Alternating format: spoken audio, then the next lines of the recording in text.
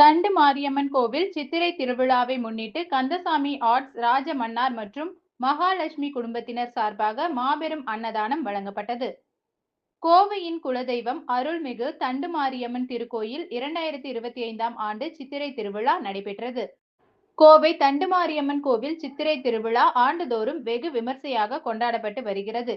இந்த ஆண்டுக்கான திருவிழா ஏப்ரல் 14ஆம் தேதி கணபதி ஹோமத்துடன் முகூர்த்த கால் நடுதல் நிகழ்ச்சியுடன் துவங்கியது.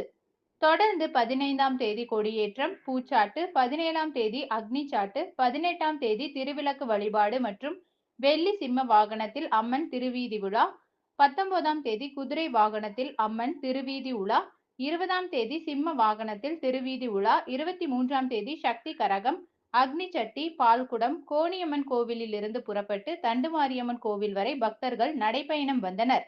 24ஆம் தேதி மகா அபிஷேகம் உள்ளிட்ட நிகழ்ச்சிகள் நடைபெற்றது. இதைத் தொடர்ந்து கோயிலுக்கு வரும் பக்தர்களுக்கு கந்தசாமி ஆர்ட்ஸ் ராஜமன்னார் மற்றும் மகாலட்சுமி குடும்பத்தினர் ஏற்பாட்டில் 2000க்கும் மேற்பட்டோருக்கு அன்னதானம் வழங்கினர். இதில் ஏராளமான பக்தர்கள் கலந்து கொண்டு தண்டு மாரியம்மனை தரிசித்தனர்.